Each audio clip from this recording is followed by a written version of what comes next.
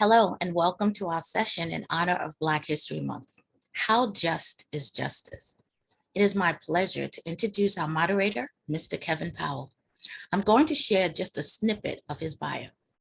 Poet, journalist, civil and human rights activist, director, writer, producer of upcoming documentary film about Black malehood and Black fatherhood in America, entitled, When Will We Free the World? Author of 14 books, former two-time candidate for United States Congress in Brooklyn, New York, writer of upcoming biography of Tupac Shakur. Thank you for joining us, Mr. Powell. I will let you introduce our other panelists. Well, I want to thank you, Ms. Best, and I want to thank certainly the Euromoney Institutional Investor. I want to thank the Race and Ethnicity, Faith and Employee Resource Group. Happy Black History Month to all of you, and it's just my honor to be here with you all today. I don't take this opportunity for granted, and as I said to the incredible panels that I'm about to introduce, my job is simply to ask questions as a facilitator, to be out of the way. I'm not one of those moderators going to be on the panel. That's not going to happen. I'm excited to hear what these gentlemen have to say. We have literally folks who are experts. First, I want to introduce Mr. Royce Russell. He's been a practicing attorney for over 30 years, specializing in civil rights, false arrests, and police brutality cases. He's also the author of Cardiac Arrests. Cardiac Arrests, I really want to encourage everyone to please purchase the book. It can be purchased either on Amazon or his own website, cardiacarrestbooklaunch.com. That's cardiacarrestbooklaunch.com. He's also the moderator of a weekly show every Wednesday on Facebook called Speaking Legally, a Facebook podcast called Speaking Legally. Please check that out on Facebook. And Mr. Russell and I were just talking about the birth of hip hop. He is originally from the South Bronx, the Boogie Down Bronx. He's a native of New York City. Thank you and welcome, Mr. Russell. Thank you. Mr. Huwe Burton, he's an exoneree. That's important to say. Welcome, Mr. Burton. Thank you for who you are. Thank you for your life. He's a marathon runner. He's a musician. He's a public speaker, and he's an advocate for the innocent. Welcome, Mr. Burton. Thank you. Thank you. Yes, sir. And then last but certainly not least is Mr. Kevin Richardson, who is, someone that I have been following literally since he was a teenager, since he was a young man.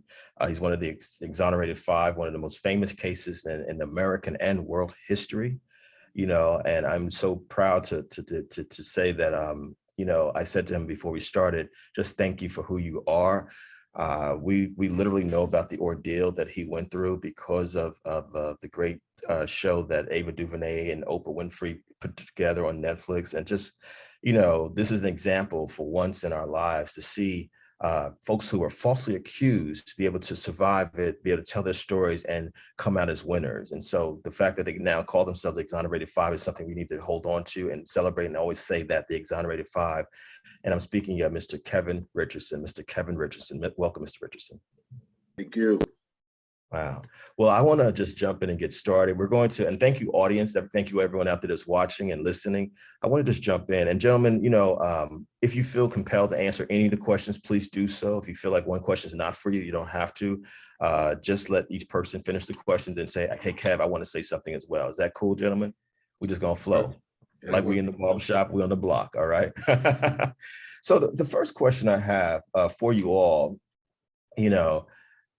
so many of us have been caught up in the criminal justice system for one reason or another. For people who don't understand why dealing with this issue of false arrests, false incarceration, this whole concept of the prison industrial complex, why is it important for not just Black people, Black men, Black and brown men, but all people in this country to pay attention and take this issue seriously? Why? Well, I'll start from a legal perspective, right? You started off with my bio that I'm a practicing attorney, right? Yes, so I'll take that angle first before others speak, and we could talk about me being as a Black male in America. Let's look at profession.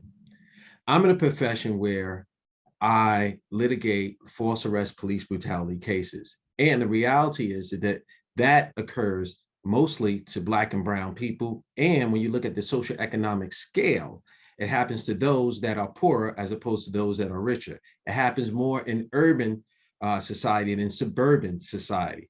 So if I am given the narrative and I am representing someone who's been victimized either by way of a false arrest, police brutality, or even in the wrongful death cases that I've litigated, it is paramount to me to have people in the jury that look like my client, that knows what it's like to live in either underserved community or know what it's like to be in Black skin, whether male or female. And so this is where the rubber meets the road. If you are a victim of false arrest, police brutality, or have a negative encounter with the police, the likelihood is, and I don't think this is by happenstance, I think it is by design, the likelihood is that then you become more disengaged with the legal system, in particular, the criminal justice system. You'll say, one, I don't want to be bothered with that. You'll say, I don't want to become a police officer because of the negative encounter. You'll say, I don't want to become a judge. I don't want to become a lawyer. I don't want to become a juror. So you fast forward that to me, the day I walk in the courtroom and every person of color is raising their hand to be removed as a juror. Then who am I left with? Yeah. Does this story resonate with someone who is not a person of color? It can, but is it truly a jury of your peers? So when you have the negative engagement and you have the negative encounter, that allows for the disengagement of people of color to be involved in the legal system, whether criminal or civil, and therefore your life experience is not being heard, and you're not in the back room deliberating and countering myths and stereotypes and prejudice and say, no, I could see that happening because that happens in my neighborhood, or where I grew up, that's what took place, or I know a family member, or this is a reality. We can't get a cab in the middle of the day. I mean, now we have Ubers, but you can't flag down a cab. Yeah. And they had to do a whole documentary in 60 minutes to prove that to be true. So I think it's important that we be involved in the criminal justice system and we see how what occurs to us on a daily basis can create a situation where we disengage, and we have to be more engaged. Mr. Burton, Mr. Richardson, can you all jump in based on your personal experiences? Either one of you, please. Who wants to go first? Kev, you want to go first? Oh, sure, definitely. It's so many angles to go from, but from our personal experience, it is a must that we still raise awareness about these issues, because these issues has been going on way before I was even born. Yeah. It happened during my case in 1989. For those who don't know, I'm sure you do, and it's still happening now. So we must keep raising this topic. We must keep shedding light about this, because things has not changed. And about Mr. Russell, we must occupy all spaces as possible. We have to get in these people that look like us into the highest form of Supreme Court, judges, trickle down to prosecutors and lawyers. And for me personally, this real personal, that I was judged. I was prejudged because of the way I look and because of my color, because of my skin. And these things hasn't changed. So what can we do now? I know we often speak about these topics, but we have to put one step ahead and really get in this and change these laws. I've been fighting so passionately, and Mr. Powell, you said you've been following me since I was 14 years old.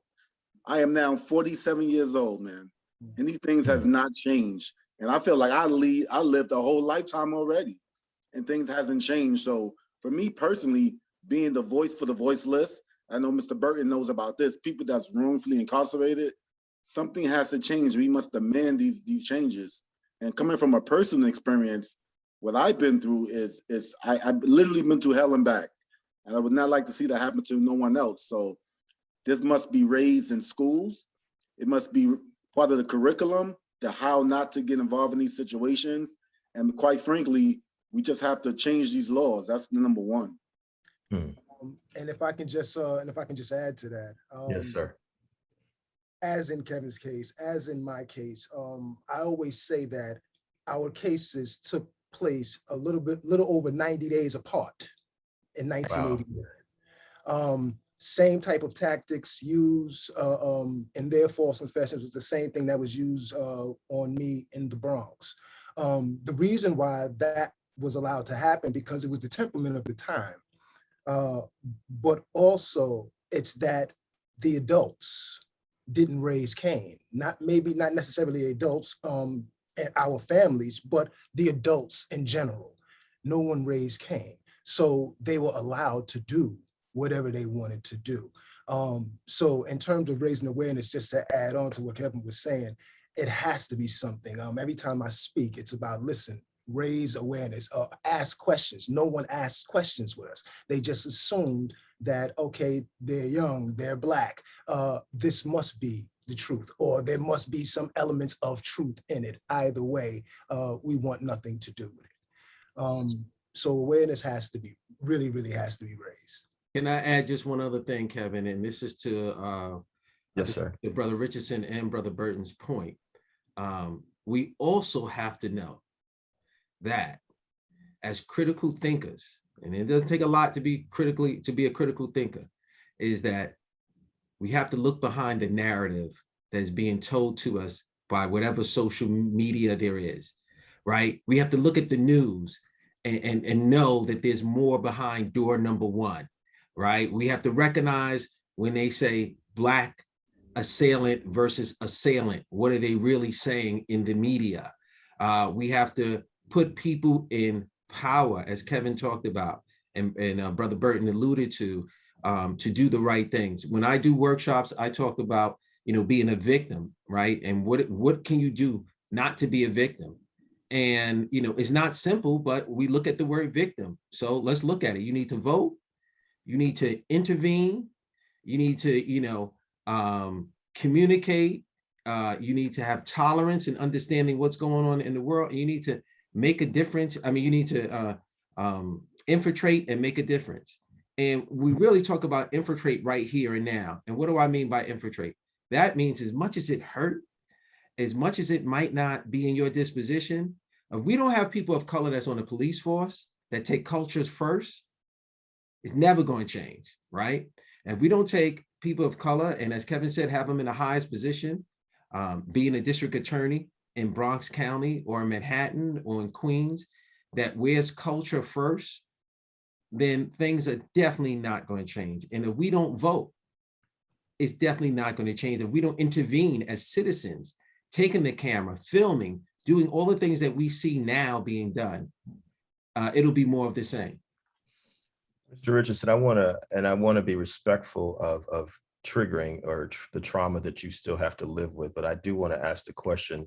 And for those who don't know what I'm talking about, we call them the Exonerated Five now, but they were called the Central Park Five. These were young people. These were children, kids, youth. And what I remember very vividly, because I'm a few years older than you, Mr. Richardson, but I remember just the newspapers in New York City and around the country being blasted with your faces, you all being called all kinds of names. There was such an incredible demonizing of Black and brown people, young men. Can you take us back to, you said how young you were. Can you take us back to what the emotional toll was for you, what you felt like? And I'm trying not to get emotional here because I'm thinking about it. How could you not get emotional as a fellow Black person? But can you, whatever you're willing to share, sir, is what I'm asking you, please. So people can understand how serious this is. And then you, Mr. Burton, as well, please. Sure. Yeah, sure. I could speak of it now, but it's been a journey to speak about this. Now, it has become a form of therapy for myself, actually. I didn't receive this in prison. They didn't give you therapy in these institutions that we were in. So me speaking to the masses, traveling across the world, sharing my life story, it's become therapeutic. So now, my life is an open book.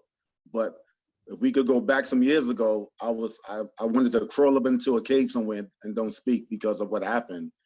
And quite honestly, people might see me on the outside and see that I look well put together, but myself and my brothers, Corey, Yusuf, Antoine, and Raymond, we still have these indelible scars. These things travel with you all these years, but we all learn how to deal with these because of what's going on now. We had to rise from those feelings and kind of come out of a shell. And I remember in 1989, April 19th to be exact, I was the youngest out of the five. The way that we was dehumanized and the way they demonized us, it was sort of a KKK mentality. And my mother told me that she grew up in the Jim Crow era. She grew up in Norfolk, Virginia, where she told me when I got arrested, she felt like all over again that the KKK was coming into her house to drag people out. And instead, they dragged her son out. But they dragged me off the streets into the prisons. Not only was I incarcerated during that time, my family was as well. I remember these times where, back when we used yellow pages, to the younger generation, they used to actually call my mother's house. And this still sticks me to this day. And this what gives me more fuel to raise awareness to people. They said that the eldest, Corey Wise, should be hung from Century Park, and the other 4 should be horsewhipped in our own backyard in Century Park. So this same mentality they was thinking about back then, people are still thinking this. And that's why it's so strong, so powerful to raise awareness. And I remember going through this time where I had to drop out of school because I used to walk down the hallways and people would say hi to me, but I could hear the whisper saying, don't speak to him because he's a rapist. Mm-hmm. At this time, I was 16 years old now, still a kid. Maybe probably look like an adult in stature, but I was a young kid. And these things crushed me. They crushed my dreams and thought, what might happen to me when I go into prison? Will I even come out? Because we felt like the whole world was against us, even though we had people behind us and we had our people behind us, not all of our people, because some people still during that time they didn't use logic. And when there was a media frenzy in the 80s, and we know of all the cases in the 80s, that ours was like the last draw in 89, that this dialect, this mob mentality dialect of get them, ads taken out for $80,000 ads and things of that nature, calling for the death penalty of kids, of minors.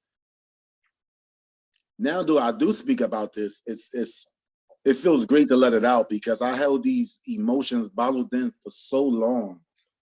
And I often tell people, imagine that you had a bottle of ginger ale and you kept it next to you for 30 plus years. And then you decide to let it out. That is all our emotions coming out now. And I think it's very prevailing that it's coming out now, but it has been a journey. And when I speak and my brothers speak, we often let people know, do not forget what happened. Do not forget what happened to us.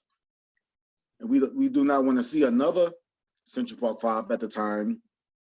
If people look back in the history, we don't want to see another Scottsboro Boys and so forth. So, these things still happen. So when I often speak sometimes in these universities, some people, they don't know or they don't remember what happened. And I tell them this actually happened. And now to be alive, literally, man, it's a blessing to really be the voice for the voiceless and share my story, my life, and speak my truth. I'm so glad to be here to actually enlighten others. Wow. Mr. Burton, before I come to you, I just want to say a couple quick things for folks who may not know. Mr. Richardson just dropped a lot of history. The Scottsboro Boys were young men, young Black men, young men of color who were falsely accused of raping a white woman in Alabama in the 1930s. And they had their lives completely destroyed. And so we know this is Black History Month. This is Black History Month. And this is not just Black history, this is American history. And that was the first thing that many of us thought about when we heard about the Central Park 5 case, these 5 young men of color being falsely accused of raping a white woman jogger in Central Park. Their lives were decimated, as Mr. Richardson said, and eventually they were exonerated. That's why we called them Exonerated Five, because someone came forth and confessed that they were the person. But we need to think about that. And there's a direct connection between the Scottsboro Boys and Emmett Till and the Exonerated Five and George Floyd and many people we've lost in the last few years. And so, Mr. Burton, can you please share your story and what was the trauma for you and how old were you when you were going through it? So for me, when this nightmare started, I was 16, living in the Bronx. My mom and my dad. My mom was a registered nurse. My dad was a contractor. So for me, I came home on the afternoon of January 3rd, and I found my mom murdered. Wow. Sorry, sir. Yeah, I call the police. I couldn't stay in the house. I ran outside to wait for the police to come. I told them what happened. I told them that a car was missing. I called my father, who took the next flight back from Jamaica, came back to the States. And can you hear me? Yes, sir. Okay. Yeah, and I took the next flight back to the States. 2 days later, I was taken to the precinct. I was unable to sleep. I was unable to really, hold any food down. 2 days later, I was being accused of killing the mom. I was told You were that, accused of killing your mother. yes. Wow. I was told that if I did not tell them that I committed this crime, not only would I go to jail for the murder of my mom, but I was with a girlfriend earlier in the day, and they said that I would also go to prison for statutory rape. I had never heard the term before. I was 16, she was 14. And they told me that, well, if you do say you did this, we know it was an accident. We'll take you to family court and your dad can come and pick you up and we can put all this behind us. This went on for hours. I was brought into the precinct at 5:30 on the afternoon of the 5th. And I stayed there till about 10 after 3 when they finally forced me into confessing to this crime. I had not been afforded the opportunity to grieve the passing of my mom, coming home to find my mom that way. And 48 hours later, I'm being brought into prison, being told that I'm responsible for her murder. My dad and I, we fought hard. But after 3 years, I was sentenced to 15 to life. We still appealed. And I started writing. After all of the appeals were exhausted, I started to write to different organizations just to plead my case. But it was like, you're screaming at the top of your lungs that you didn't commit a crime, and no one wants to hear you. No one can hear you, which is why I constantly speak as much as I can, because I can remember the years sitting inside there, never having the opportunity to really speak and just having to have the truth bottled up inside of me. So, finally after almost 21 years, I was paroled in 2009. Still, I did 21 years for something that I should not have done. I should not have been in there anyway. I took the next 10 years fighting the case. And finally in 2019, I was exonerated. But I was exonerated after it was close to 30 years, 28 years after, they knew maybe a week or so in 1989, they knew that I absolutely did not commit this crime. They had a lot of evidence. They decided to hide all of that Brady material. But we got our hands on it close to 28 years later, and I was exonerated. So this is kind of like the first time after the exoneration that I'm actually getting the opportunity to truly grieve. Because even coming home on parole, you're still on parole. Your parole officer doesn't even want you on the caseload because they feel that you're sick. So they don't want you on, so it's almost still like being in prison, although you're out. So, I'm just getting to that point now where it's like I'm actually dealing with everything and just, looking at the full scope of everything. But I wasn't given the opportunity to do that from the age of 16 until I was exonerated. Wow. Mr. Russell, you've just heard Mr. Richardson and Mr. Burton, share really powerful and painful and personal stories about what they experienced. As our legal expert on this panel today, what are you feeling as you listen to this? And just as a human being, as a man, as a Black man, what are you feeling hearing all of this? Well, I pride myself on whenever I take on a case, I let the client know that I walk the walk with you.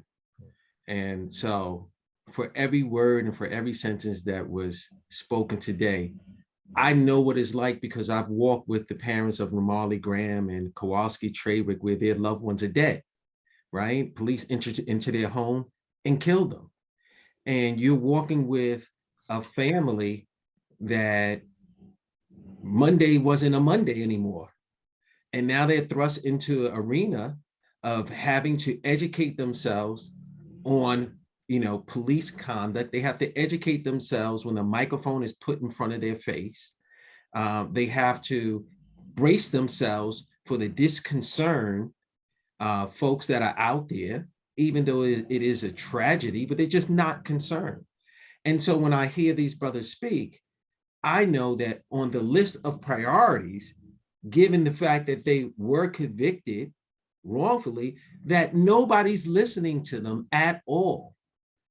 Nobody wants to hear a story that they've closed in their mind. And we all know America has a very short memory span, right? Like slavery didn't exist and it didn't happen.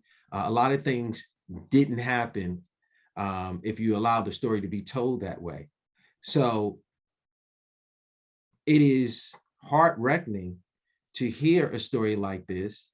But one of the things that I will say is that there is power in the people, and people are standing up more.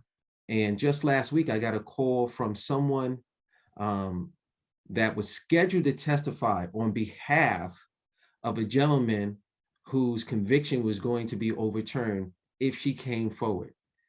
And she was so scared to come forward because of the connotation of snitching, the connotations of, why you being involved. And this is what I mean by the disengagement of us in the community. Like, we should champion that. We should want to be involved. We should be the first one to raise our hand and say, hey, look, this brother can get out of jail if I go and tell him the truth, because no one wanted to interview me before. When I was 17 years old, I gave a statement, but then they never called me for trial. And it just so happens that the firm that was advocating for this individual, we were adversaries in the past. And when I called them up and told them that this person called me and they were not going to come and testify because they were scared by the subpoena and things of that nature, it was just that phone call where I convinced that person that they should. And now we have another brother who's been exonerated and who is out here living his best life because of that. And we have to own that as a community, and we have to become engaged and take that step forward and, be able to say, this is the truth. I apologize to the brothers that I wasn't licensed to practice law at the time that they were going through what they were going through, because surely I was around and I heard. I was just entering law school when Kevin and Brother Richardson and Brothers Burton case was being litigated. And for sure, had I been around, I would have been in the forefront to make sure that justice prevailed. I don't know if I would have been successful, but you would have had me standing right there. So, my apologies, and I walk with you. Mr. Richardson, Mr. Burton, you just heard what Mr. Russell had to say. One of my questions for both of you, and either one of you can decide who goes first. How do you keep holding on, given the titanic experience you had to deal with? Falsely accused. Yes, sir. I'll start with that. I think for me, in the most basic senses, I knew I was innocent. That was really, and that was enough for me. Like, this is going to get worked out. It's going to get figured out. I don't know how. I don't know when, but I'm not supposed to be here. That was one thing. The other thing is that I had an amazing father. I had someone that dedicated his whole life to getting me out of there, to making sure that while I was there, I had everything I needed, emotional support, just everything. And whatever facility I would end up being shipped to upstate, within a week he was there. And I would look at his strength and I would admire it, because whereas I was going through everything that I was going through legally, I didn't, part of me had to say, wow, here is a man who has lost his wife and his son at one time. And he's in the same house. He has to stay in the same house that his wife was murdered in. And you still have to find a way to muster the strength to press on. He was a contractor. He worked with his hands. His job was based off of references. There are no jobs coming in. So now you're sitting there, you're looking at four walls, and now you're getting sick because you're not doing anything. But still, he knew, I got a son there. He needs me. I have to do what I have to do to make sure that he's all right. To see that kind of strength, to see him do that, I said to myself, there's nothing that I can't get through with regards to this. So he didn't make it through the whole bid. He wasn't alive long enough to see me walk out of prison. But the job that he did, an amazing job, and that gave me the strength that I really needed, and I still rely on now. Mr. Richardson, sir. Mr. Burton, man, we speak the same language. Innocence. Yeah. To be so young, I knew that, and my brothers knew we didn't do it, even though other people thought otherwise. And my mom, my family, my immediate family, I can really say if it wasn't for them, I don't think I would be speaking here today. My mother, ironically, my mother's name is Grace, and she was my angel because she was there. If you look at the old footage, she was there right next to me going to court. And she always told me to keep my head up high because you didn't do anything. Don't be shameful. And she even went deeper to tell me that you were molded in my womb to be this way, to be a warrior, to be strong. I'm not gonna lie, at 14, it was so harsh that I couldn't really believe it at the time. But as I got older, then I realized that what she was speaking about. And we had to have that fight, myself and my brothers, to go through this as so young. Even though the world we felt was against us, deep inside, I knew we were innocent. And as long as we had our family and the people that really know me as a child, I knew I was gonna be okay. At that age, I was still optimistic, thinking somehow that I would beat my case. But you see, other things are stacked against us. But we always felt that we were innocent. We knew we were innocent and we would get out of this, but I didn't know when. And my mom's always told me since day one, the truth will come out. The truth will come out. I'm so happy that she's alive today to see what happened. I also, Mr. Burton, lost my father in 2009. So he seen me get exonerated in 2002, but I know he's looking at me now because he'd be very proud of what his son has become, to be a justice advocate, criminal reform advocate, to come out of that shell of being a shy kid, but always intellectual. To bring all of these into fruition is a blessing, and I really don't take things for granted. Going through court in 1989, 1990, when I lost trial in the end of 1990, October,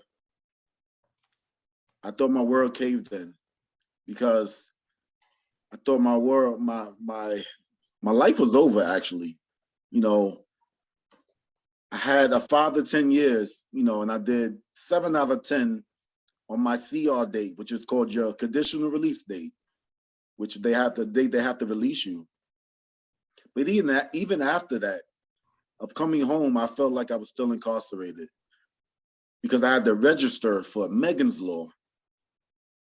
It's a sexual law. I advise others to look it up as well.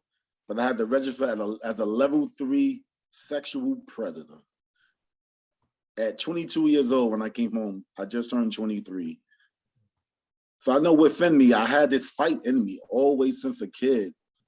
And going through these things, like you mentioned before, Mr. Burton, we were screaming that we were innocent, but our voices was like whispers to the world. We were screaming, but it felt like it was whispers to everyone else. So I tapped back into being 14 and going through that time that it was my family, it was my immediate family, it was my close friends, it was my support from my community that helped me get through this. But it was a journey, and I tell others, When you see me now, no, it's been a journey, my brother, and it's been an ordeal going through all these years. Hey, Kevin, if I may, let me. Yes, sir. I was going to come to you. Yes, sir. Let me add something to what Brother Burton and Brother Richardson has said. Yes, sir. I never walked in their shoes, so I never know. I would never know what it feels like. I know what it feels like to walk in a size 13, but I don't know what it feels like to walk in a size 11 when I'm a size 13. I can imagine it's painful. But as a practicing attorney, I can tell you, brothers, that it is also painful because I've had this experience more than once where I represented a person of color, in particular, one case in 2015, and that's 15 years later after, or close to more than 15, about 15, more than 15 years later after your cases, where the individual was on full scholarship, full scholarship at St. John's. He just clicked the button to submit his paper in for a final exam at a party, and then less than an hour later, actually, he was writing his paper, and then in between clicking it for submission, he was accused of robbing a young lady at some gas station. And to me, I thought the rest of the world would see that this didn't make sense. Who goes and commits a crime and then comes back and finishes their theological paper and submits it? Him and another brother of color. And trying that case and knowing that these brothers were innocent and them saying, this is impossible, Mr. Russell. Like, I don't even know how they even, like, how am I even here? Like, tell me how I'm here. Watching their single parents, I was able to get my client out while the trial was going on. The other young man had to stay in. And watching the turmoil and emotions that were going on in the family. And this young man who was at St. John's on a full academic scholarship saying, what is going on here? Like, I can't even, like, I don't even understand what is happening. In his particular case, we were victorious, but I remember giving that summation and I remember crying. Like, the pressure was just like insurmountable. It was just like, I couldn't even envision if this thing went wrong. And I'm sitting there and I'm trying this case, and this case happened to be in Queens, which is one of the most diverse, for anyone who's watching, is one of the diverse communities. So you have one or two people of color, and then everyone else was either from a foreign country or didn't really understand what was going on. And for you, Brother Richardson, having a case in Manhattan, you understand. You look at that jury and nobody looks like you. Brother Burton, you had a shot, at least, and you look at the jury, in Bronx County, someone looked like you. But the pressure was insurmountable. So, I can only imagine what it was like to walk in your shoes. And I commend you. And I look forward to you guys moving on in a positive direction and directing others on how to fight this fight. That's what I want to lead to now, Mr. Richardson, Mr. Burton, Mr. Russell. But let me say this first. Please, y'all out there, everyone out there who are attendees, who are listening to this really incredible, powerful conversation, please post your questions in the chat. I'll get to as many of them as I can, as quickly as we can. But, to piggyback off to you, Mr. Russell, and we can start with you, or we can go to Mr. Richardson, Mr. Burton, either of you. What can people do if people really are concerned, and not just the Black community, the Latinx community, working class folks, the communities that many of us come from in Harlem or the Bronx, but people who really feel this is unjust, what can they do on a consistent basis so that we don't see these kind of cases continuing to damage lives? Because the thing I keep thinking about, Mr. Burton, Mr. Richardson, as I heard both of you, and again, it took everything in me to just not break down listening to both your stories. I'm just being honest about it. I know I'm the moderator, but there's no way I cannot feel what y'all both were saying. I kept thinking about the fact that Mr. Burton was 16, Mr. Richardson was 14. The question, like, what was, your youth was taken from you. Your youth was taken from you. What can people do? What would you want people to do? If you can give people some action steps, what can they do? No matter what their background, if they say they really care about real justice in this country, what can they do? Mr. Russell, any of you, please. For me, I think that people should begin to educate themselves about law, what can be done, police practices. My father, a lot of my family, we knew nothing. As I said, this was a first for me for anything. I had never been questioned by police. I'd never been picked up before. I'd never been in a precinct before. Everything was a first. And I'm walking into these places under traumatic circumstances. And we didn't know the things that they were doing, they could not do. They had my family downstairs in the precinct telling them I didn't want to see them and would not tell me upstairs on the second floor that anyone was downstairs inquiring about me, although I had been inquiring about my dad and where is he? Had we been more knowledgeable, a little bit knowledgeable about the law, we'd have known that the things that they were doing were not right. They weren't legal. So I'm saying all that to say that one of the things that people can do, immediate action, educate yourselves on basic law, because so many years ago, it was Kevin, it was myself, but it can be your nephew, it can be your grandson, it can be your son or daughter tomorrow if you don't educate yourself, because as Kevin said when we first started, the cycle is still going, it's still happening. So educating yourself, and if any innocent organizations, what you can do, volunteer your time if you do have it. If you do have the time, volunteer. Yeah. Thank you. Let me piggyback off of what Brother Burton said, and Brother Richardson brought this up earlier. We have to get it in our school systems, right? Public school system overwhelmingly have people of color within. So you take a book like Cardiac Arrest.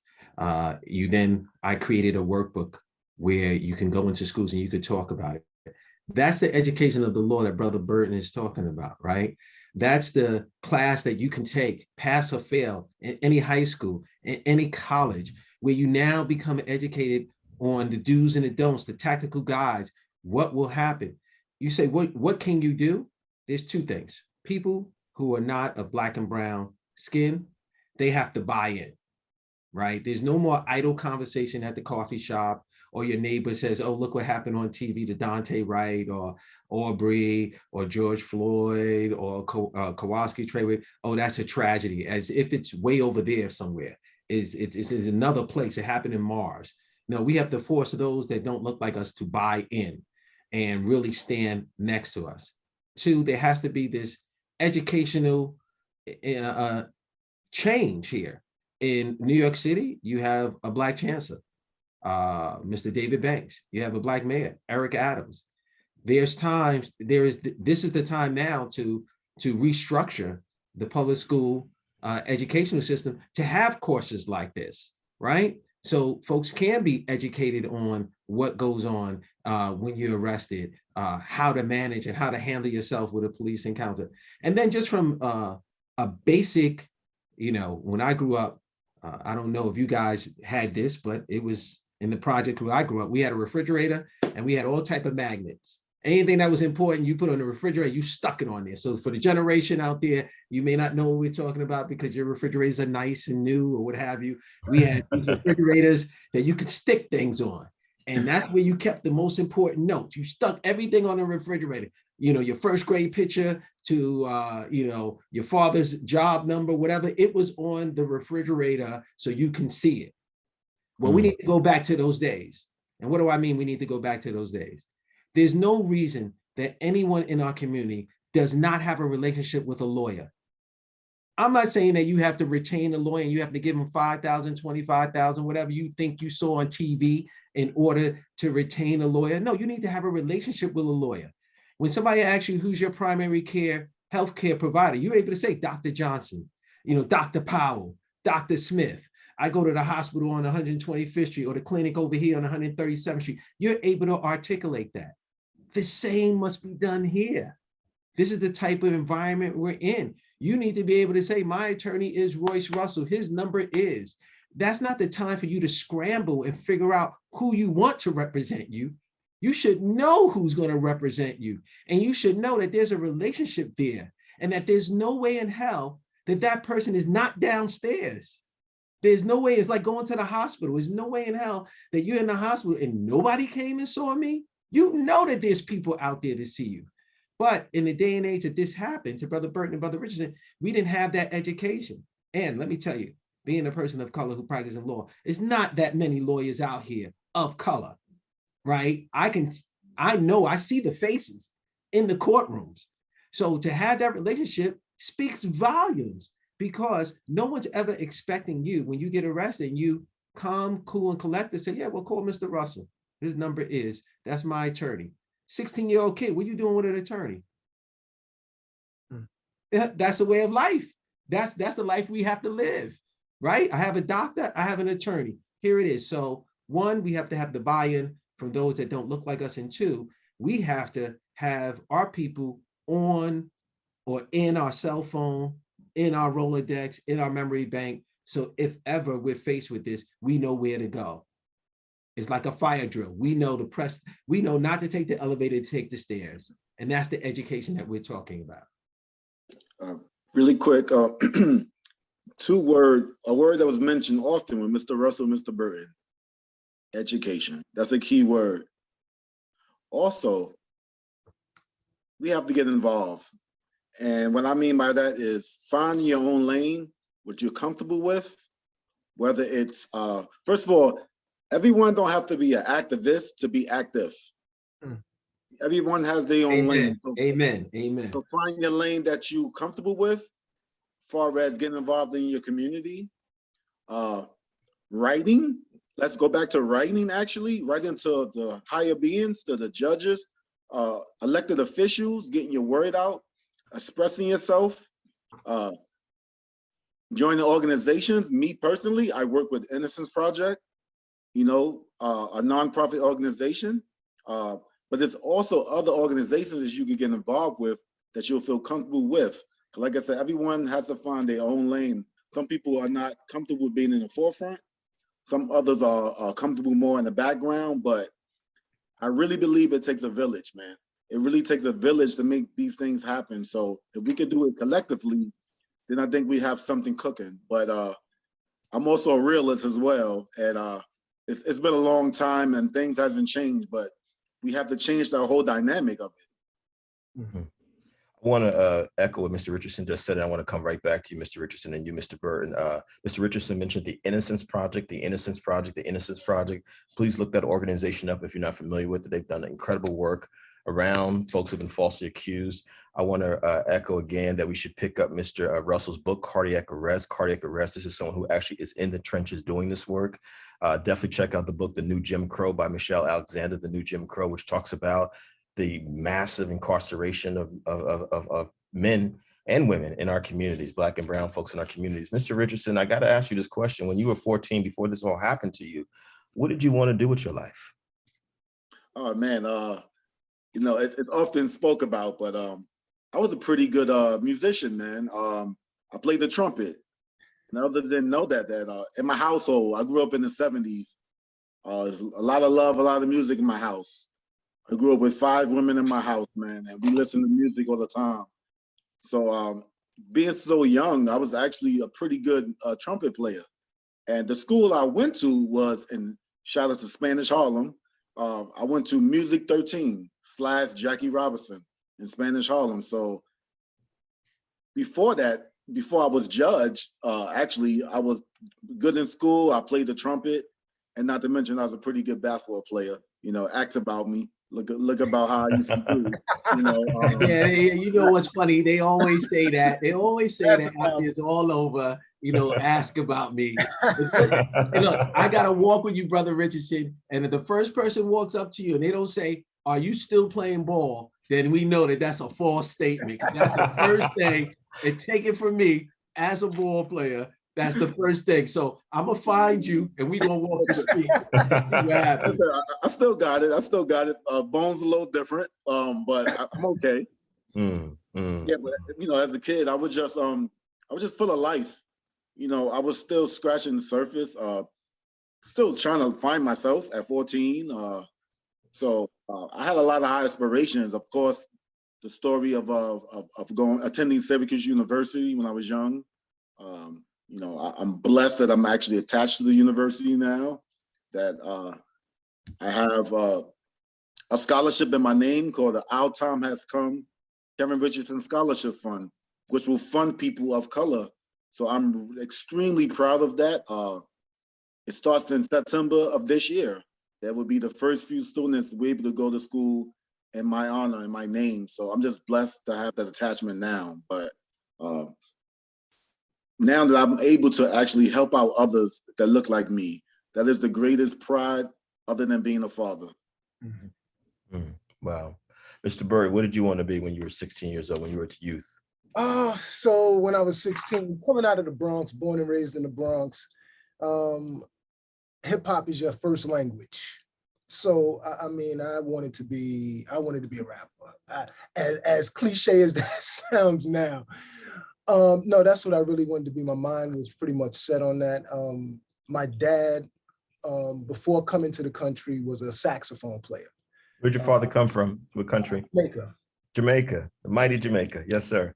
So, you know, when he came here, he and my mom came over here shortly before I was born. So he couldn't play in the band. So he, you know, started doing contracting work. But the love of music, he passed that to me. But it just so happens the time and the place in which I was born, there was this new music that was just emerging. And it took hold of me just like it took hold of many other kids in the city. So in my mind, that's what I wanted to do. So much so that even after all of this happened, I would still try to find a way to be around music. My father would try to support my ideas of wanting to do music. So, you know, being in upstate facilities, you can get instruments. So now I'm learning to play different instruments and things like that. So music was what I wanted to do before all this happened. You know, and please, whatever you're willing to share, Mr. Burton, if I can just stay with you for a second. Your dear mother, can you tell us a little bit about who she was? Oh man, very no nonsense woman. Like I said, she was a registered nurse. She dedicated her life to, you know, the job and to her only son. One of the things that you learn so much about your parents years later. And so, you know, I knew my parents were, you know, much older than me, but I didn't realize how much so. My mom was in her late 40s when she had me. So I think there was this kind of bond because I'm not sure that was part of the plan. I think she was coming here to really just do her nursing in America and, you know, make a living for herself. I'm not sure if children was on the schedule, but it happened. So, you know, again, very no nonsense, very, very loving, and pretty much did for me any and everything that I wanted. And as well as her friends, just a loving woman, you know, yeah. Wow. I want to say that the race ethnicity, pardon me, and faith group that is responsible for this program today is actually going to publicly support the Innocence Project and the work that is happening there. And Mr. Richardson, if you can also let folks know how they can support the scholarship that you set up, is there a link or anything that a way that people can reach you to support that? Because I think that's also equally important, please. Yes, you can find the link. It's under Our Time Has Come Kevin Richardson Scholarship. You can actually go into Syracuse University and you look up Our Time Has Come, and there's different scholarships on there. And my name is on the list. It's easy as that. You just go into Syracuse University, you look up Kevin Richardson Scholarship Fund, and it's right there to follow, to donate. Anything that you would like to do will be a gift. I would be very thankful for that. I'm so happy that it's endowed. So my scholarship will be forever. Even when I'm not here, my scholarship will be existing still for others. So you could go into Syracuse University. Thank you, Mr. Richardson. And Mr. Richardson, we know how the Central Park Five became the Exonerated Five, how you all were cleared of everything. But just so we can have a a button on your story, Mr. Burton.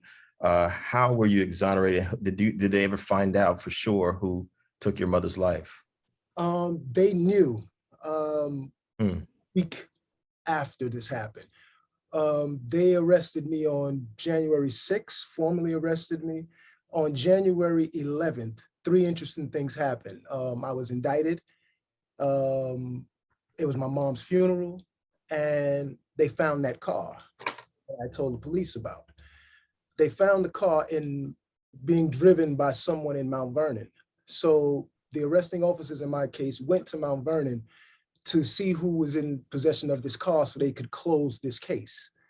To their horror, it was our downstairs tenant who they had questioned on January 3rd, and they deemed to be someone who had he was irrelevant to the case. At this point, they had a problem. You had a 16-year-old who you say confessed to the murder of his mom, but you have a downstairs tenant with an extensive criminal history who's driving the car, and you have no way to put that together. So they knew. They knew that a week after, and they doubled down on that. And they doubled down on that because these same detectives had done that some months earlier to some other teenagers out of in the same precinct. So, and that had come to light. So, it was in their best interest to double down. So they knew who did this. They knew who committed this crime. They arrested him and only charged him with grand larceny. He was subsequently murdered around March of 1990. I had not gone to trial yet.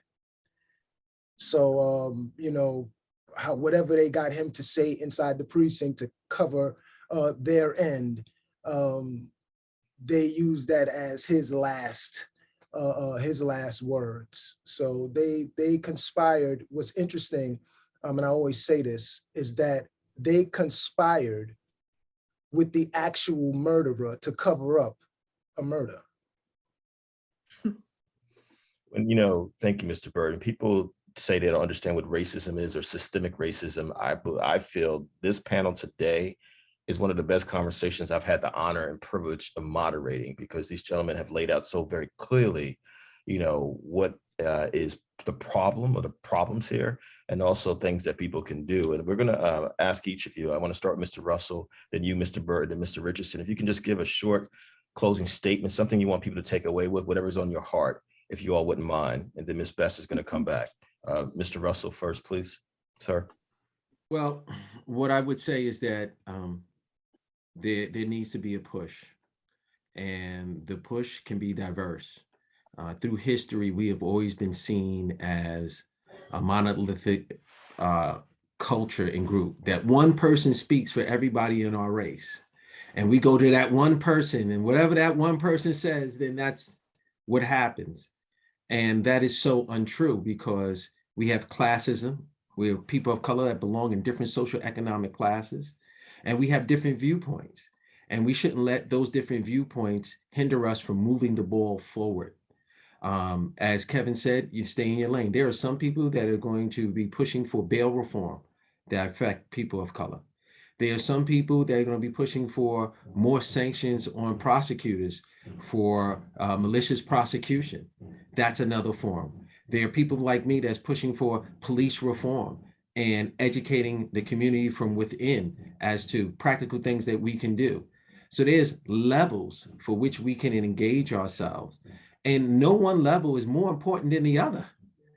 Because I'm not marching doesn't mean that I'm not for the cause. I'm waiting by the phone for those who are marching, who get arrested. I can come and get you out of jail, right? I mean, that's just personally, right? So we shouldn't take a stab or try to devalue someone's commitment to the cause and to the movement, because it is a movement, it's not a moment, and it's going to take a long, long time. Very, very small steps. But one of the biggest steps that we can see and that we need to push on is that we have to put people in power that if they don't look like us, then they definitely have the vision like us, because we haven't done that over a period of time. So whatever we can do to register to vote, whether we can do to get someone else to register to vote, whatever we can do to assist to get someone to the polls to vote, whatever we can do. If we can't vote for whatever reason, put the spotlight on some of the ill wills and motivation of those that might be running for certain positions. And what I mean by voting, I don't mean necessarily presidential. I mean, we know that. I mean, your judges, your local judges, who's going to be your DA. There should be a movement that speaks to why is the commissioner of New York and many other counties appointed from within? Why doesn't that person have to run? And there's an election so we can see what their policies are. What are they trained? What are their philosophies and how they're going to run the NYPD, which is the biggest. Some people say gang organization. Some people say use some other words that control what goes on in New York City most of the time. So those are my parting words. That's Royce Russell, practicing attorney for over 30 years, specializing in civil rights, false arrest, and police brutality cases. He's the author of Cardiac Arrest. Cardiac Arrest, you can see the cover of it. I believe is that right, sir, right behind you. It can be purchased at Amazon or at cardiacarrestbooklaunch.com. That's cardiacarrestbooklaunch.com. You also can listen to Attorney Russell as on his show, his Facebook podcast every Wednesday on Facebook. It's called Speaking Legally. Thank you, Mr. Russell. Mr. Burton. Yes, sir. Thank you. Yeah, so what I would like to leave you guys with is this. Over the last 5 to 7 years, you've heard a lot of talk about a lot of reforms and with different things, and it's a hot topic, and it should be.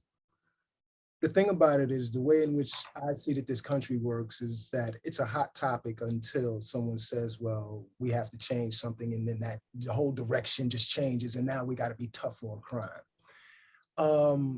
My thing is this, when that happens, and it's going to happen, those of you who know what's going on now, do not let your foot off of the gas. They're expecting you to do that. And then, people, like I said, are really, entrenched in this now because it's politically correct to do so. When it's not politically correct, you have to stay the course. You have to stay the course because, as we all stated earlier, this is still happening to us in large scales. My case, Kevin's case, these were cases that were sensationalized. His much more than mine, but were on the cover of newspapers, on every news outlet. So you have cases that, may not make that, but they're happening nonetheless. Don't let your foot off the gas. Thank you, Mr. Burton. Mr. Burton, if I can just give your bio real quick before we go to Mr. Richardson. Again, Mr. Burton is an exoneree, marathon runner, musician, public speaker, and an advocate for the innocent. And blessings to your father and your mother, sir, Mr. Burton. Thank you. Mr. Richardson. There was a phrase that stuck to me. Each one teach one. Each one teach one. And which basically that means is we must all learn from each other collectively. Learn from each other. Let's build. Because once it was a time that we were divided as people. And we must all stick together, even people that is not of color. That educate yourselves to learn about how it is to go through what we went through. You might never really understand, but at least have the same vision that Mr. Russell said. We must get on the same page, be on the same playing field. I've been working so hard, and when I do these things, I don't ask to be recognized for it. It's blessings to be recognized. So now I must use my celebrity to raise the bar, to have the platform to do so. So I am going to use my celebrity and to raise awareness to others. And it all comes back down to education. We must educate ourselves so we can educate others. And I think once we do that, we'll start building. But we have to start from somewhere. We speak about these things so much, and sometimes we go on a good path, we go on a good pace, and then something happens and we take 2 steps back. So we must keep our foot on the pedal and keep fighting, because unfortunately, my daughter's 13 years old, which I should be teaching about other things. I'm teaching about what to do if you're stopped by a police officer, how you're going to be judged because you're actually half Black and half Spanish. You know, my daughter is half Black and half Dominican. So these things we must teach our kids at an early age instead of teaching them about the basic things in life. So unfortunately, we have to do this, but we're built to be this way. We're raised from kings and queens, and we must always remember that we should be treated of royalty. So let's go out and make things happen. And that was Kevin Richardson. I'm gonna, if I can take the liberty, Mr. Richardson, he is a leader, he's an advocate, he's a voice. He is one of the members of the Exonerated Five. If you've never seen When They See Us on Netflix, it's on Netflix. It was created by Ava DuVernay. It's an incredible mini-series, limited series about their story. I think we should certainly go to the Syracuse University website and support. Say the name of the mission, the scholarship again, Mr. Richardson, please. Our time has come, OTHC. Our time has come, Kevin Richardson Scholarship Fund. Thank you, Mr. Richardson. We should go there and support that scholarship in his name. Ms. Best, thank you for your patience. We're glad that you're back, and just thank you for having the vision and courage to put something together like this for Black History Month. And again, to everyone out there, it's Black history, but it's all of our history. This is all of our history, all of our history. Ms. Best. Thank you so much. I just want to take this time to thank Mr. Burton, Mr. Richardson for sharing your story. I want to thank Mr. Powell for agreeing to be our moderator.